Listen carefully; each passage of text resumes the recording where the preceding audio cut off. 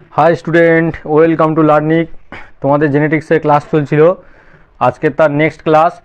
तो प्रथम एर आगे जो क्लास छिलो सेखानटाय आमी सेल साइकेलटा तुम्हारे बुझिएछिलाम जे सेल साइकेल दु रकम दुटो पार्ट निये होच्छे एक इंटारफेज और एक माइटोटिक फेज। इंटारफेजे तीनटे अंश G1 S G2, mitotic phasor चारटे अंश प्रोफेज मेटाफेज एनाफेज टेलोफेज। तो आमादेर इंटारफेज जे छिलो इंटारफेजटा आगेर दिन पुरो डिसकास हो गेछे जे G1 दशाय कि हय S दशाय कि हय G2 दशाय कि हय। आजकेर आमादेर मेन जे आलोचनार ब्यापार सेटा होच्छे आमादेर माइटोटिक फेज। এই মাইটোটিক ফেজটা যখনই কমপ্লিট হয়ে যাবে তখনই একটা কোষের যে নিউক্লিয়াস থাকে সেই নিউক্লিয়াসটা একটা থেকে দুটো হয়ে যাবে এবং একটা থেকে দুটো নিউক্লিয়াস যখনই হয়ে যাচ্ছে তার মানে কি সেই সেলটা তারপরে ক্যারিওকাইনেসিস যে হয়ে গেল মানে নিউক্লিয়াস বিভাজন হয়ে গেল তারপরে সাইটোকাইনেসিস হবে। সাইটোপ্লাজমটা ভাগ হয়ে গেলেই তাহলে একটা সেল থেকে আমাদের দুটো সেল তৈরি হবে। তো এই যে কোষ চক্র ইন্টারফেজ দশাটা তাহলে কমপ্লিট হয়েছিল G1 S G2। আজকের আমরা করব প্রোফেজ মেটাফেজ অ্যানাফেজ টেলোফেজের, দেখা যাক কতটা করা যায়। তো আমরা মাইটোটিক ফেজটা আজকে শুরু করব এবং আই থিঙ্ক নেক্সট ক্লাসের মধ্যে মাইটোটিক ফেজ শেষও হয়ে যাবে। তাহলে তোমাদের পুরোপুরি যে সেল সাইকেলটা আছে সেই সেল সাইকেলটা তোমাদের কমপ্লিট হয়ে যাবে। তাহলে আরেকবার বলে নিই, এস দশাটা ইম্পর্টেন্ট কারণ এখানটায় ডিএনএ সংশ্লেষ হয়। প্রত্যেকটা দশাই ইম্পর্টেন্ট, কিন্তু কোশ্চেন আসে যে ডিএনএ সংশ্লেষ ইন্টারফেজ দশার কোথায় হয়, তখন ইন্টারফেজের সংশ্লেষ দশায় ডিএনএ সংশ্লেষ হয়। G1 এ কী হয় আরএনএ এবং প্রোটিন সংশ্লেষ হয়, আর G2তে কী হয় যদি যে কোনো ডিএনএ যে এস দশায় তৈরি হয়েছে মানে ডবল ডবল হয়েছে যদি কোনো ডিস্টারবেন্স থাকে তাহলে সেটা G2 দশাতে কী হবে সেটা কারেকশান করা হবে। এই ছিল আমাদের মোটামুটি ফান্ডা। এবারে আজকে আমরা করব মাইটোটিক ফেজের প্রোফেজ মেটাফেজ অ্যানাফেজ টেলোফেজটা শুরু করব, দেখা যাক কতদূর পর্যন্ত হয়। তাহলে দেখো আমাদের তাহলে মাইটোসিস ফেজ যেটা আজকে আমরা শুরু করব সেইটা হচ্ছে আমরা দেখে নেব। তার আগে যেখানে মাইটোসিস সেল ডিভিশন কোনটা, মাইটোসিস বলা হয়েছিল মাইটোসিস আর মিওসিস দুটো হয়। যে সেল ডিভিশন দেহ কোষের বিভাজন হয়, দেহ কোষের বিভাজন মানে কোনো একটা জায়গায় হাত কেটে গেছে সেখানটায় ধরো অনেকটা মাংস উঠে গেছে সেই জায়গাটা রিকভারি করতে হবে, তখন আশেপাশে সেল ডিভিশন হওয়ার মাধ্যমে সেই জায়গাটা কী হবে পরিপূর্ণ হয়ে যাবে। তো সেইটাকে বলা হয় মাইটোসিস সেল ডিভিশন। বা ধরো একটা বাচ্চা যে ছোট ছিল ছোট থেকে ধীরে ধীরে সে বড় হচ্ছে তখন যে সেল ডিভিশন হবে সেটাকেও বলা হবে মাইটোসিস সেল ডিভিশন। তাই বুঝতে পারলে মাইটোসিস সেল ডিভিশন মানে যে প্রক্রিয়ায় একটা সেল থেকে দুটো সেল তৈরি হবে এবং প্রত্যেকটা সেলের ভিতরে সমান সংখ্যক ক্রোমোজোম থাকবে, যেটা অনলি দেহ কোষের ক্ষেত্রে হবে যেখানটায় বৃদ্ধি পরিস্ফুটন বা কোনো জায়গায় ড্যামেজ হয়ে গেছে সেইগুলো রিকভারি করতে ব্যবহার করা হয়। এই মানে এই সেল ডিভিশনটা সেখানে হয়। তো এটা দুটো পার্টে হয়, প্রথমে নিউক্লিয়াসের বিভাজন পরে সাইটোপ্লাজমের বিভাজন। তাহলে কি প্রথমে নিউক্লিয়াসের বিভাজন তারপরে সাইটোপ্লাজমের বিভাজন।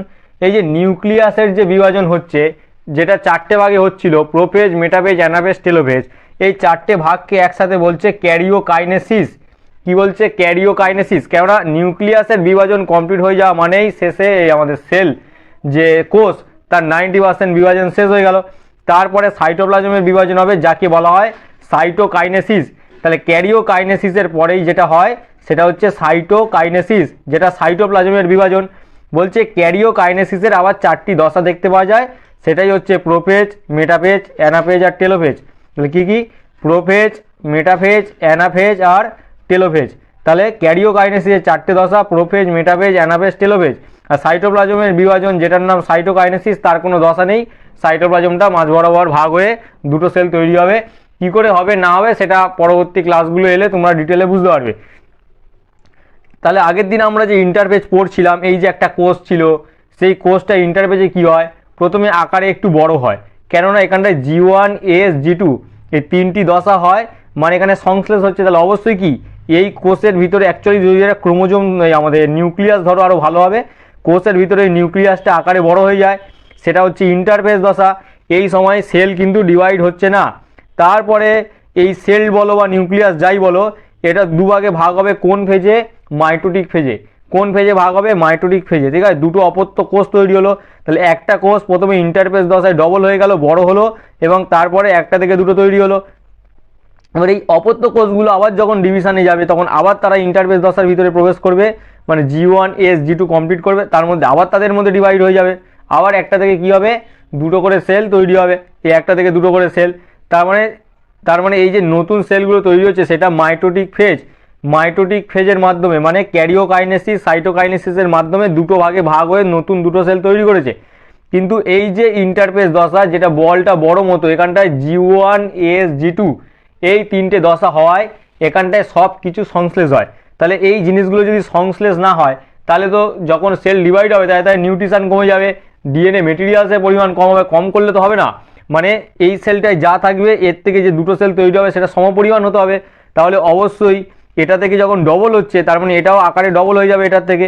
তাই ইন্টারফেজ দশাকে বলা হয় সংশ্লেষ দশা। এখানটাতে কোনো রকম সেলের ডিভিশন হয় না, শুধুমাত্র সেল ডিভাইড হওয়ার জন্য প্রস্তুতি নেয়। তাহলে G1 S G2 দশায় সেল ডিভাইড হওয়ার জন্য প্রস্তুতি নেয়। আর কখনো কখনো G1 দশা থেকে সেল G0 দশায় ঢুকে যায়, যাতে তারা কোষ বিভাজনে অংশগ্রহণ করতে চাইছে না। তার মানে G1 দশা থেকে অনেক সেল G0 দশায় চলে যায়, কারণ তারা কোনো রকম কোষ বিভাজন করতে চাইছে না। ইভেন আমাদের যে নার্ভ সেল আছে তারা সব সময় G0 দশায় থাকে, ঠিক আছে। পেশি সেল আছে তারা সব সময় G0 দশায় থাকে। আর এমনি নর্মাল যে আমাদের গায়ের স্কিন বা যে অর্গ্যানগুলোই কেটে গেলে আবার সেখানটায় সেল ডিভিশন হয়ে জুড়ে যায়, তো সেই জায়গাগুলোই কিন্তু G1 S G2 দশার মধ্যে দিয়ে যায়। তার মানে আকারে বড় হবে, তারপরে মাইটোটিক ফেজ হবে। মাইটোটিক ফেজ মানে ক্যারিওকাইনেসিস সাইটোকাইনেসিস। এই ক্যারিওকাইনেসিস সাইটোকাইনেসিসের মাধ্যমে একটা সেল দুটো অপত্য সেলে পরিণত হবে এবং পরবর্তীকালে আবার ডিভিশন দরকার হলে তারা আবার ইন্টারফেজ দশায় প্রবেশ করবে, মানে G1 S G2 এই তিনটে দশার মধ্যে দিয়ে যাবে। তারপরে তাদের আবার সাইটোকাইনেসিস আর ক্যারিওকাইনেসিসের মাধ্যমে নতুন দুটো সেল তৈরি হবে। তাহলে এইটা বুঝতে পারলে একটা ইন্টারফেজ দশা দুটো করে মাইটোটিক ফেজের মাঝখানে অবস্থান করে। দুটো সেল, একটা সেলের মাইটোটিক ফেজ মাঝখানে ইন্টারফেজ দশা। আবার যে এরকমভাবে দেখো, একটা মাইটোটিক ফেজ দুটো ইন্টারফেজ দশার মাঝখানে অবস্থান করে, তাহলে একটা মাইটোটিক ফেজ দুটো ইন্টারফেজ দশার মাঝখানে অবস্থান করে। এই হচ্ছে আমাদের মাইটোসিসের প্রথম শুরু হলো। এবারে পরবর্তীকালে ডিটেলে দেখবো প্রোফেজ, মেটাফেজ আর অ্যানাফেজ, টেলোফেজ সেল ডিভিশনটা কেমনভাবে হচ্ছে। এই দেখো তোমাদের প্রোফেজ দশা।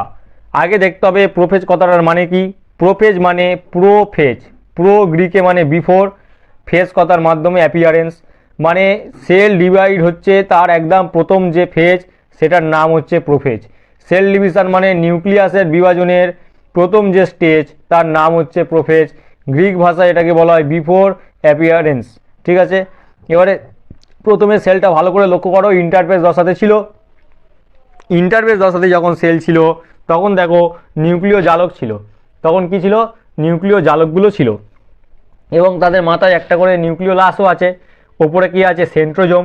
কিন্তু এবারে যখন এই নিউক্লিয়াসটা তো আর এরকম থাকলে হবে না, যখনই সেল ডিভিশন শুরু হবে তার মানে এটা তো এই যে নিউক্লিয়াসটা অবশ্যই নর্মাল সেলের থেকে বড় হয়ে আছে, কেননা এটা ইন্টারফেজ দশায় আছে। যদি ইন্টারফেজ দশা শেষের মুখে, প্রায় ইন্টারফেজ দশা কমপ্লিট, তাহলে ভালো করে দেখতে পাচ্ছ এই যে আমাদের ইন্টারফেজ দশা, এই ইন্টারফেজ দশা যদি কমপ্লিট হয়ে যায় তার মানে নিউক্লিয়াসটা আকারে অবশ্যই বড় আছে। এবারে যেই এটা বড় হয়ে গেছে মানে কি এটা এরমভাবে থাকবে না, এটা স্টেবিলিটি পাওয়ার জন্য অবশ্যই ক্যারিওকাইনেসিস করাবে। তার প্রথম ফেজ হচ্ছে আমাদের প্রোফেজ। এই দশায় কি হয়? এই নিউক্লিয় জালকগুলো নির্দিষ্ট সংখ্যক ক্রোমোজোমে ভেঙে যায়। এখানে 46 হবার কথা হিউম্যান বডির ক্ষেত্রে, যেহেতু ছবিতে এঁকে বোঝানো হচ্ছে এখানে 46টা ক্রোমোজোম আঁকা সম্ভব নয়, 23 পেয়ার্স ক্রোমোজোম আঁকার মতো জায়গাও নেই, সেই জন্য আমি 4টেকে ধরে নিচ্ছি, মানে 2 পেয়ার্স, মানে টোটাল 4টে নিউক্লিয়াস। তার মানে এই যে নিউক্লিয় জালকটা ছিল সেটা থেকে আমাদের 4টে ক্রোমোজোম তৈরি হলো, 1 2 3 4। এবং এই ফেজেই, এই প্রোফেজেই কি হয়? এই যে সেন্ট্রোজোম ছিল, সেন্ট্রোজোমও বড় হয়ে গেছে সংশ্লেষ হয়ে, সেই সেন্ট্রোজোমের যে সেন্ট্রিওলগুলো দু সাইডে কী হয়? মুভ করতে শুরু করে। মানে এই যে নিউক্লিয়াসের দুদিকে মুভ করতে শুরু করে। তাহলে বুঝতেই পারছো, এই দেখাও এখান থেকে এটা মুভ করতে শুরু করেছে এবং একটা সময় পরে এটা ঠিক একে অপরের উল্টো দিকে 180 ডিগ্রিতেই অবস্থান করবে। এখন করছে না, এখন এখান থেকে কিছুটা দূর এসেছে, তারপরে এত দূর এসেছে, ঠিক আছে। তাহলে 1 নম্বর ঘটনা কি ঘটে? নিউক্লিয় জালকগুলো নির্দিষ্ট সংখ্যক ক্রোমোজোমে ভাগ হয়ে যায়, সেটা হচ্ছে প্রোফেজের একটা মেন ইম্পর্টেন্ট ক্যারেক্টার। প্লাস যে সেন্ট্রোজোম ছিল তার সেন্ট্রিওলগুলো দুদিকে বিপরীত মেরুর দিকে গমন করে এবং একটা সময় পরে তারা একে অপরের উল্টো দিকে অবস্থান করবে, সেই একটা ঘটনা। আরেকটা ঘটনা কি হয়? সেন্ট্রোমিয়ার বলা হয় ক্রোমোজোমের মাঝখানে যে গোল গোল অংশ থাকে, ক্রোমোজোমের মাঝখানে যে গোল গোল অংশ থাকে সেগুলোকে বলা হয় সেন্ট্রোমিয়ার। তার মানে ক্রোমোজোম সেন্ট্রোমিয়ার অঞ্চলে আটকে থেকে দুটো করে ক্রোমাটিডে ভাগ হয়ে যায়। তাহলে একটা ক্রোমোজোমের একটা বাহু, একটা ক্রোমোজোমের এই একটা বাহু সেন্ট্রোমিয়ার অঞ্চল বাদ রেখে দুটো করে ক্রোমাটিড দ্বয়ে ভাগ হয়ে যায়। তাহলে এই যে টোটাল ঘটনাটা ঘটলো এটাকেই বলা হচ্ছে আমাদের প্রোফেজ দশা।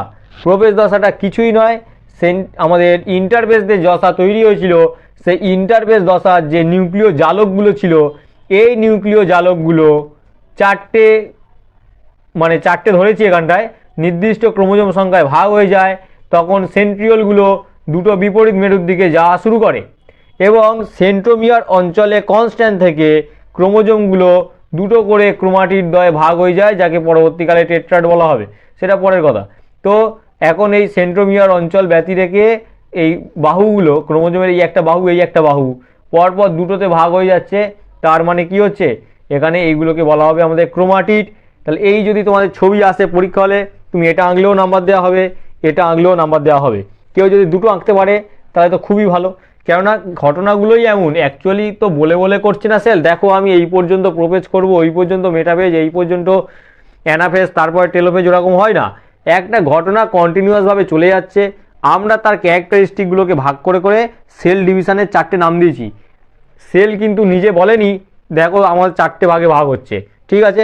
তাহলে এই যে প্রোফেজ দশা, তার মানে নিউক্লিয় জালকগুলো প্রথম নির্দিষ্ট সংখ্যক ক্রোমোজোমে ভাগ হয়েছে, সেই ক্রোমোজোমগুলো সেন্ট্রোমিয়ার অঞ্চলে কনস্ট্যান্ট থেকে নির্দিষ্ট ক্রোমাটিডে পৌঁছে গেছে।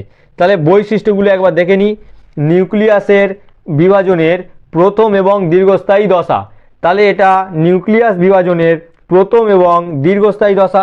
দুই কি, ক্রোমাটিন সূত্র থেকে ক্রোমোজোম সৃষ্টি হয়, এক্ষুনি বললাম এই যে জালক থেকে ক্রোমোজোমগুলো সৃষ্টি হচ্ছে, তাহলে ক্রোমাটিন সূত্র থেকে ক্রোমোজোমগুলো সৃষ্টি হয়। ক্রোমোজোমের সেন্ট্রোমিয়ার অঞ্চল ব্যতি রেখে দুটি করে ক্রোমাটিডে ভাগ হয়ে যায়। তাহলে সেন্ট্রোমিয়ার অঞ্চল ব্যতি রেখে এই বাহুগুলো দুটি করে ক্রোমাটিডে ভাগ হয়ে যায়, এটাও একটা এর ইম্পর্টেন্ট ক্যারেক্টার।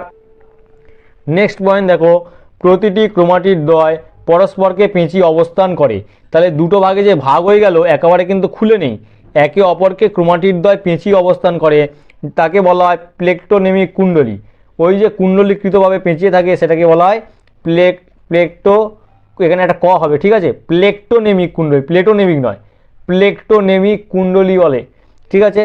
এবং পেঁচানো পদ্ধতিটিকে স্পাইরিলাইজেশন বলা হয়। তাহলে পেঁচানো পদ্ধতিটিকে কি বলা হয়, স্পাইরিলাইজেশন বলা হয়। যে পদ্ধতিতে পেঁচিয়ে আছে তাকে বলা হয় স্পাইরিলাইজেশন, মানে ক্রোমাটিড দ্বয়। আর ওই যে পেঁচিয়ে আছে পেঁচানো অবস্থানগুলোকে বলা হয় প্লেকটোনেমিক কুণ্ডলী, ঠিক আছে। এই দশা চলাকালীন নিউক্লিয় লাস্টটি ক্রমশ ছোট হতে থাকে। ঠিক নিউক্লিয়াসের ভিতরে এই হচ্ছে আমাদের যে প্লেকটোনেমিক কুণ্ডলী, যে পদ্ধতিতে করে তাকে বলা হয় স্পাইরিলাইজেশন। এবার এই যে দশা চলাকালীন যে নিউক্লিয় লাস্ট ছিল সেই নিউক্লিয় লাস্টটা ক্রমশ ছোট হতে থাকে। তাহলে নিউক্লিয়াসের ভিতরে যে নিউক্লিয় লাস্ট থাকে সেই নিউক্লিয় লাস্টটা ধীরে ধীরে ছোট হতে থাকে, ঠিক আছে। এই যে নিউক্লিয় লাস্ট ছিল না, যদি দেখো এই যে নিউক্লিয় লাস্ট এখানে ছিল, এই যে একটা ক্রোমোজোম, আমি যদি নিউক্লিয়াসটা দেখি, এই যে নিউক্লিয় জালক হয়, এই নিউক্লিয় জালকের মাঝখানে এইখানে যে নিউক্লিয় লাস্ট থাকে, এই নিউক্লিয় লাস্টটা ধীরে ধীরে অবলুপ্ত হয়ে যায়, মানে এই নিউক্লিয় লাস্টটা থাকবে না এই দশার শেষে। সেটাই বলা হচ্ছে এই দশা চলাকালীন নিউক্লিয় লাস্টটি ক্রমশ ছোট হতে থাকে এবং এই দশার শেষে নিউক্লিয়াসটি সম্পূর্ণরূপে অবলুপ্ত হয়। এই যে নিউক্লিয় লাস্ট গোল মতো, এই নিউক্লিয় লাস্টটা সম্পূর্ণরূপে অবলুপ্ত হয়।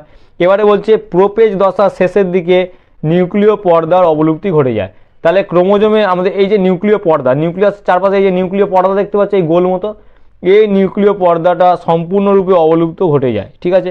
বলছে প্রাণীদের ক্ষেত্রে সেন্ট্রোজোমের সেন্ট্রিওল দুটি ভাগ হয়ে বিভক্ত হয়ে সেন্ট্রিওলকে ঘিরে অ্যাস্ট্রাল রশ্মি তৈরি হয়। অ্যাস্ট্রাল রশ্মি কি দেখবি আগের ছবিটায়, যখনই সেন্ট্রিওল দুটো একে অপরের থেকে দূরে এখানে একটা চলে আসছে, ওদের সাথে দেখবে একটা তন্তু তৈরি হয়, যে তন্তু যেন মনে হচ্ছে ধরে আছে, এরকমভাবে আমি যখন যাচ্ছে ধরে আছে, তো সেইগুলো হচ্ছে তৈরি হয়। অ্যাস্ট্রাল রশ্মি তৈরি হয় এবং অ্যাস্ট্রাল রশ্মিগুলোই পরবর্তীকালে বেম তন্তু গঠন করে। এবারে ওই যে বেম তন্তু সেটা কি আমি পরে আসবো, পরে যখন ক্লাস হবে, নেক্সট ক্লাস যখন হবে বলে দেওয়া হবে বেম তন্তু কি, বা এই ক্লাসে হয়তো আসবে, এই ক্লাসেই বলে দিচ্ছি। তো একটা জিনিস মনে রাখো, তাহলে অ্যাস্ট্রাল রশ্মি কোনটা বুঝতে পারলে, অ্যাস্ট্রাল রশ্মি আরেকবার দেখিয়ে দেবো। কেন এই অ্যাস্ট্রাল রশ্মি হচ্ছে দেখো এই যে এখান থেকে এরকম বেরিয়ে আছে না, এদিকে একটা চলে গেছে যখন এরম বেরিয়ে গেছে, এইগুলো সব অ্যাস্ট্রাল রশ্মি। পরবর্তীকালে এই অ্যাস্ট্রাল রশ্মিগুলো জুড়ে জুড়ে বেম তন্তু গঠন করবে, ঠিক আছে, পরবর্তীকালে বেম তন্তু গঠন করবে, ঠিক আছে। তো এই পর্যন্ত তোমাদের প্রোফেজের বৈশিষ্ট্য। যদি জিজ্ঞেস করে প্রোফেজ দশা ছবি আঁকো, দুটো ছবি দেবে। যদি বলে ছবি সমেত বৈশিষ্ট্য আঁকো, তাহলে অবশ্যই একটা ছবি দেবে। আর যে পয়েন্টগুলো এখানে দেওয়া আছে, বইয়ে হয়তো অনেক বেশি দেওয়া, এখানটায় সেই পয়েন্টগুলো দেওয়া আছে যেগুলো সবথেকে বেশি ইম্পর্টেন্ট এবং পরীক্ষায় লিখলেই ফুল মার্কস, মানে নাম্বার কাটার জায়গা নেই। এখানে কোশ্চেন দেবে প্রোফেজের 4টে বৈশিষ্ট্য লেখো বা প্রোফেজ দশার ছবি এঁকে চিহ্নিতকরণ করো, এই সমস্ত কোশ্চেন তোমাদের দেবে, সোজা কোশ্চেন, কোনো অসুবিধা নেই। এবারে দেখো নেক্সট যে ফেজ, প্রোফেজের পরে আসে মেটাফেজ। তাহলে প্রোফেজের পরে কি আসে, মেটাফেজ।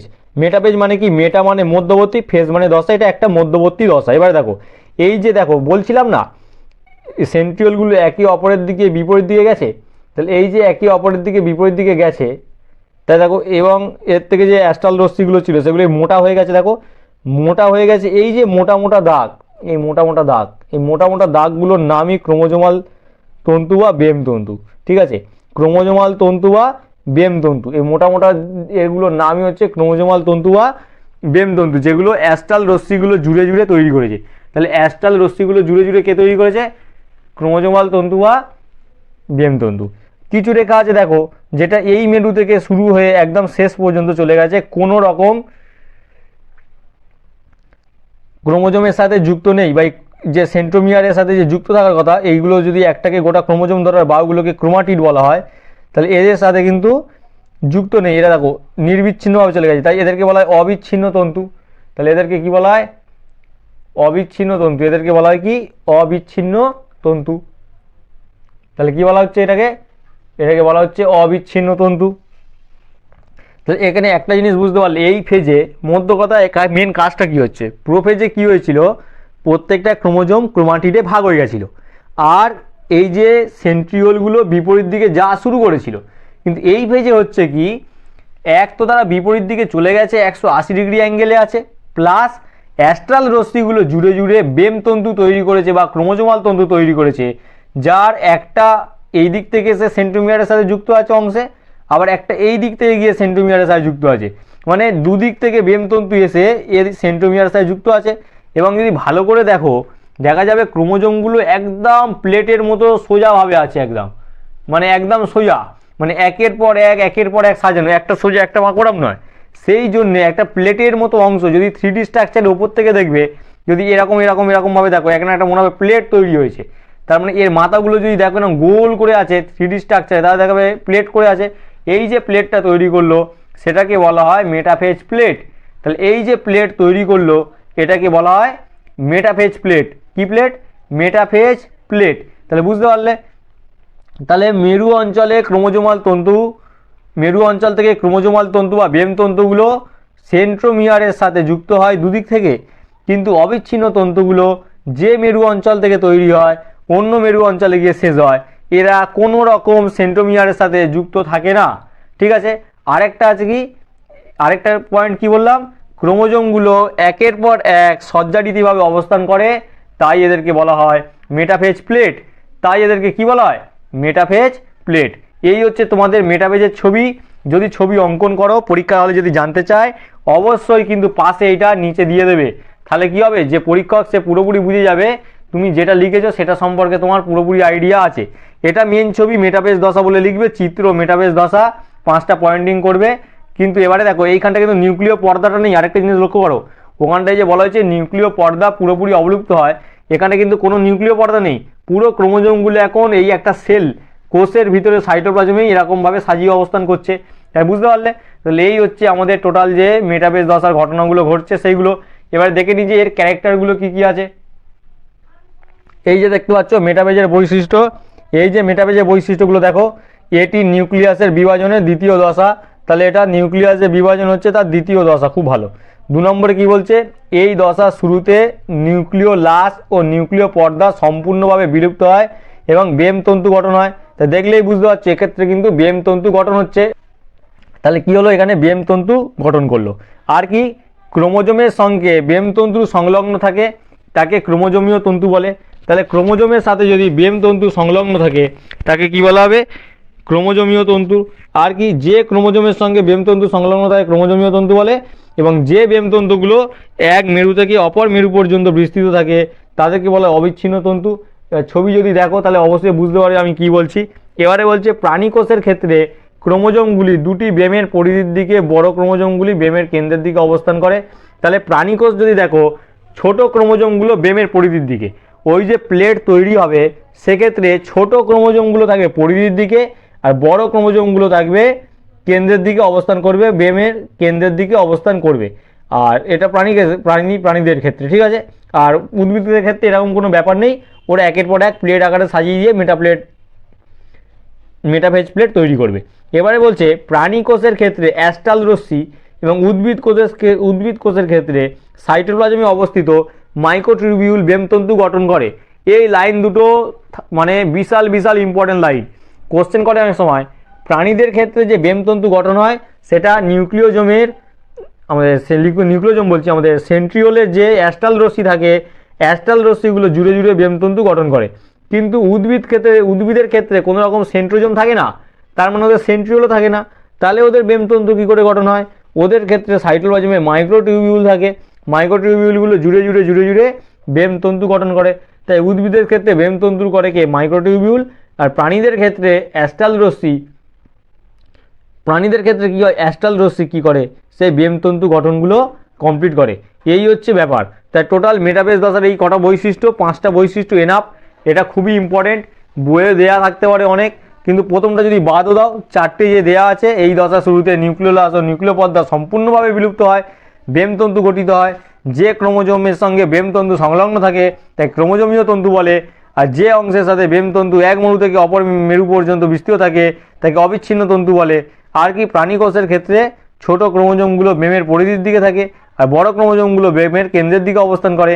আর কি বলেছে, আর বলছে প্রাণী কোষের ক্ষেত্রে অ্যাস্টাল রশ্মি এবং উদ্ভিদ কোষের ক্ষেত্রে সাইটোপ্লাজমে অবস্থিত মাইক্রোটিউবিউল বেমতন্তু গঠনে সাহায্য করে। তাহলে এই হচ্ছে তোমাদের মেটাফেজ দশা কমপ্লিট হলো, আশা করি তোমরা বুঝতে পেরেছো। এবার দেখো অ্যানাফেজ, তাহলে এটা 3 নম্বর, ঠিক আছে।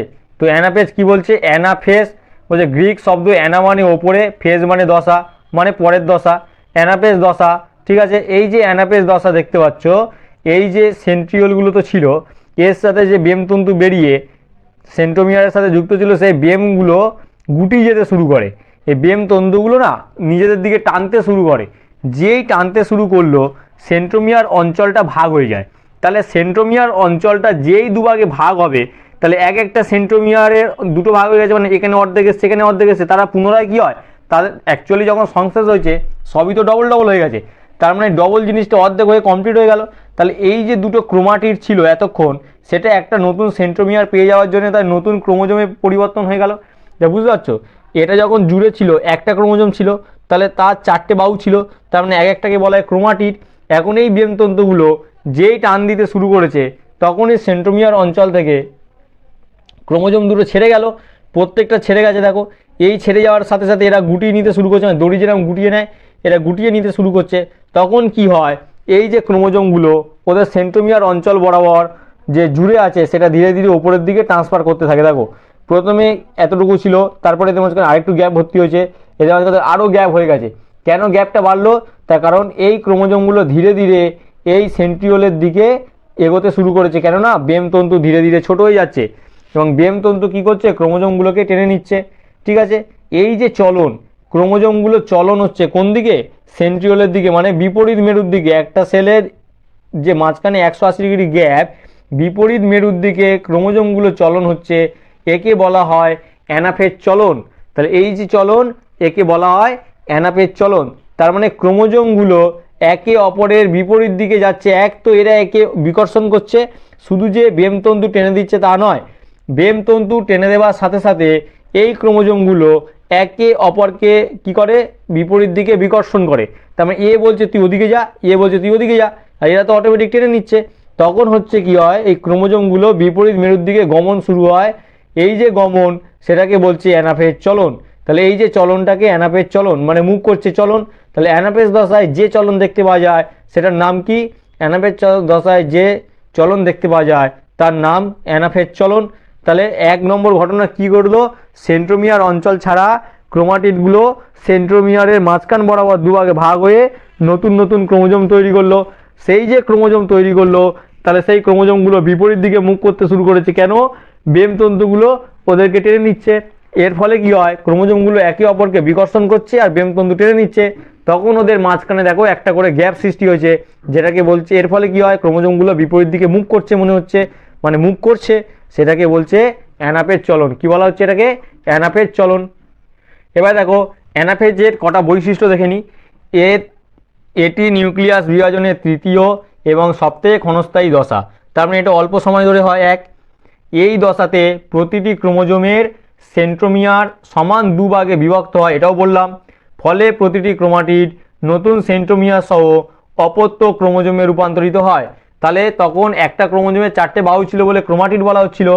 যেই সেন্ট্রোমিয়ার দুভাগে ভাগ হয়ে গেল, তাহলে প্রত্যেকটি ক্রোমোজোম দুটো করে, মানে একটা করে যে ক্রোমোজোম ছিল তার ক্রোমাটিড ভাগ হয়ে যাওয়ার পর অপত্য নতুন ক্রোমোজোম তৈরি হলো কটা? দুটো, একটা থেকে দুটো। তাহলে ক্রোমোজোম বেমতন্তু সংকোচন এবং অপত্য ক্রোমোজোমগুলির বিকর্ষণের ফলে বিকর্ষণ দেখা যায়। অর্ধেক ক্রোমোজোম বেমের উত্তর মেরুর দিকে, বাকি অর্ধেক ক্রোমোজোম বেমের দক্ষিণ মেরুর দিকে সরে যেতে থাকে, এটাও বললাম। তাহলে একে অপরের বিপরীত দিকে মুভ করতে থাকে। একে অ্যানাফেজীয় চলন বলা হয়। তাহলে একে কি বলা হয়? একে বলা হয় অ্যানাফেজীয় চলন। এবারে বলছে সেন্ট্রোমিয়ারের অবস্থান অনুযায়ী, কেন সেন্ট্রোমিয়ার যে প্রত্যেকটা ক্রোমোজোমের একেবারে মাঝে থাকবে তা তো নয়। এবার বলে দিয়েছিলাম যে সেন্ট্রোমিয়ারের অবস্থান অনুযায়ী 4টে রকমের ক্রোমোজোম দেখতে পাওয়া যায়।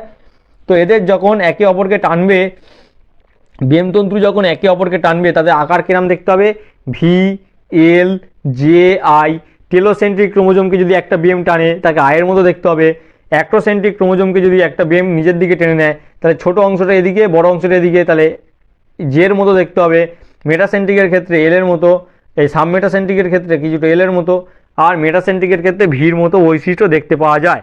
আর কি বলেছে? অ্যানাফেজের শেষের দিকে ক্রোমোজোমগুলো বেমের মেরু প্রান্তে পৌঁছায়। তাহলে পুরো এক সেট ক্রোমোজোম অন্য একদিকে চলে যাবে, আরেক সেট ক্রোমোজোম আরেক দিকে চলে আসবে, মানে একটা এদিকে এক সেট ক্রোমোজোম এদিকে, আরেক সেট ক্রোমোজোম এদিকে চলে আসবে। তো সেটাই বলছে এটা অ্যানাফেজ দশা। তাহলে এই তোমাদের আজকের টোটাল 3টে দশা করানো হলো, প্রোপেজ, মেটাপেজ, অ্যানাফেজ। এমনি ভিডিও অনেকটাই বড় হয়ে গেছে। অ্যাকচুয়ালি সকলে বলছিল যে স্যার একটু ভিডিও সাইজটা বড় করলে ভালো হয়। 15 মিনিট প্রথম দিকে ঠিক ছিল, এখন একটু বড় হলে ভালো হয়। তো সেই জন্য একটু বড় করেই দিলাম, মানে বড় মিন্স ইনফরমেশান বেশি দেওয়ার চেষ্টা করছি একটা ভিডিওতে। তো আজকে দেখো প্রোপেজ, মেটাপেজ, অ্যানাফেজ 3টে বৈশিষ্ট্য আমি কমপ্লিট করে দিয়েছি, ঠিক আছে?